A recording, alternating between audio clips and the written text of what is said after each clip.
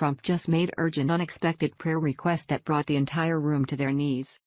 Back in 2016, before the election, the media was doing its best to smear the soon-to-be president. Obviously, nearly 2 years later that narrative hasn't changed and has likely gotten worse. One part of President Trump's life the media won't talk about or publicize is his faith in God. President Trump and Vice President Pence have made their faith a center point of the presidency.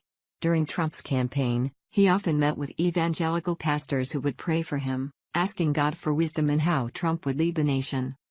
In one interview, the president and his wife Melania were asked a question and their response put the room full of media on the heels. Western Journal reported. Donald Trump sat down for an interview with CBN News in which he discussed political strategies, the United States Supreme Court and prayer, just before the 2016 election. Trump said he would appreciate prayer for guidance when chief political correspondent David Brody asked him what he needed prayer for. I would say I would like them to pray for guidance and to pray for our country because we need prayer now almost more than we've ever needed it before, Trump responded. Trump's wife, Melania, added that she would ask for prayers for health because it takes good health to keep fighting. It takes a certain amount of humility to make such a prayer request. Trump admitted that he doesn't have all the answers and, by doing so, destroyed the media's narrative that he is a know-it-all. Don't look for this story to appear in mainstream news outlets because it doesn't cast Trump in an unfavorable light. That's unfortunate, because during this interview Trump also pointed out one very important reason why Americans should vote for him, the United States Supreme Court.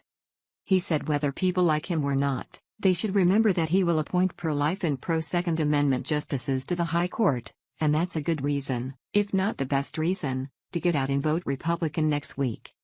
Watch the interview by clicking here. Trump is right when he said our country needs prayer, because we are at an important crossroads.